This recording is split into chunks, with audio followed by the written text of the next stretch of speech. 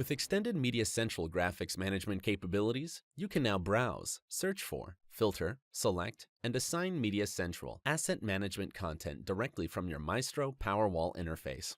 Easily find and incorporate the media you need into graphic scenes quickly for playout, and gain a much more efficient workflow without having to switch applications. Let's see together how. First, we need to add and define the MediaCentral asset management device inside Maestro PowerWall.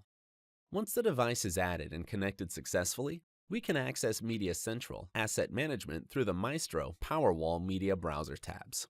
From there, it is possible to browse, sort, and filter the desired media using all of MediaCentral Asset Management's unique features. Once a media is selected, it will immediately be exposed in Maestro PowerWall's dynamic preview channel, enabling you to verify the content before it goes on air. With Maestro PowerWall's extended MediaCentral graphics management, you can connect teams together and find the assets you need without leaving the interface.